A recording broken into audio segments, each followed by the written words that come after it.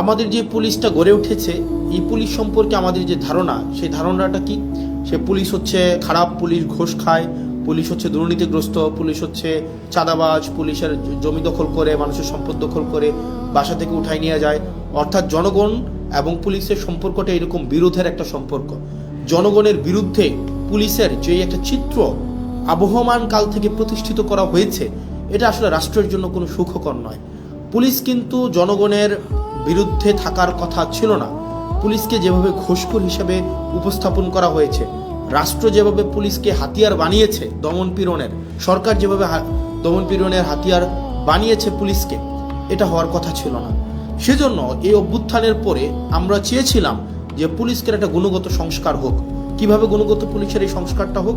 সেটা হচ্ছে, আমরা চেয়েছিলাম পুলিশ যেন, পুলিশের যে একটা অভিযোগ আছে, পুলিশ, আপনি দেখেন পুলিশের বর্তমান পরিস্থিতি, পুলিশ হচ্ছে, আমি ব্যক্তিগতভাবে মনে করি রাষ্ট্রের সবচেয়ে নিরীহ, যদি রাষ্ট্রের কোনো অঙ্গ সংস্থা থাকে সেটা হচ্ছে পুলিশ।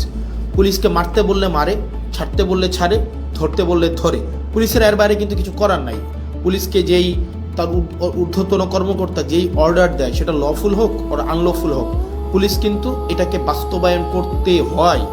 সেই জায়গা থেকে আমরা চেয়েছিলাম যে, এবং পুলিশের কিছু সমস্যা আছে। যেমন পুলিশের 1 নম্বর সমস্যা হচ্ছে, পুলিশ সারাদিন ডিউটি করতে হয়, মানে অলমোস্ট 24/7 ডিউটি করতে হয়, তাকে ওভারটাইম দেওয়া হয় না।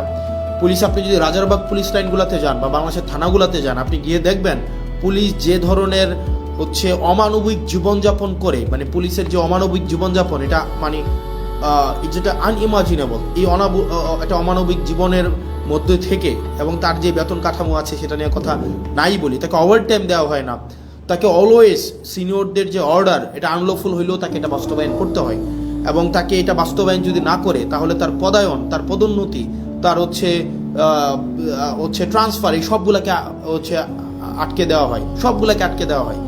এবং দুঃখজনক বিষয় হচ্ছে, পুলিশ যদি সরকারের কোনো ইচ্ছার বাইরে যায়, অন্যায্যভাবে, সরকার একটা অন্যায্য একটা অর্ডার করছে, এটার বাইরে যদি পুলিশ যায়, তার চাকরি অলমোস্ট ইম্পসিবল হয়ে ওঠে। এখন দেখেন, পুলিশের এই যে ক্ষোভ, পুলিশের প্রতি যে এইসব অন্যায্য অবিচার করা হচ্ছে, তার পোস্টিং, প্রমোশন, পদোন্নতি, সবগুলো রাজনৈতিক ইচ্ছার উপরে নির্ভর করা হচ্ছে। যত বাংলাদেশে পুলিশ যারা সরকারের যত বেশি পদলেহন করে, যারা সরকারের সবচেয়ে বেশি কাছাকাছি থাকে, যারা সরকারি দলকে সবসময় হচ্ছে পৃষ্ঠপোষকতা করে, তারা ভালো পোস্টিং পায়, তারা ভালো প্রমোশন পায়। সেজন্য সরকারের লিগ্যাল অর্ডার করুক অথবা আনলিগ্যাল অর্ডার করুক, এই কারণে পুলিশরা সবসময় চায় সরকারের মনোরঞ্জনের মধ্য দিয়ে ব্যস্ত থাকতে। এখন এই যে পুলিশের যত অভাব, পুলিশের যত প্রত্যাশা, পুলিশের যত চাওয়া পাওয়া, পুলিশের যত ক্ষোভ, এগুলা নিরসনের জন্য এই গভর্নমেন্ট একটা কাজ করেছিল, মানে ইন্টারিম গভর্নমেন্ট, সেটা ছিল পুলিশ গ্রিভিয়েন্স রিএড্রেস প্রোগ্রাম হাতে নিয়েছিল। অর্থাৎ পুলিশের ক্ষোভ নিরসন করা এবং ন্যায্যতার ভিত্তিতে পুলিশের যে প্রয়োজনগুলো, সেগুলোকে নিশ্চিত করার জন্য পুলিশ গ্রিভিয়েন্স রিএড্রেস প্রোগ্রাম হাতে নিয়েছিল এই সংস্কার কমিশনে। অথচ বিএনপি সরকার সেটাকে বাতিল করে দিয়েছে।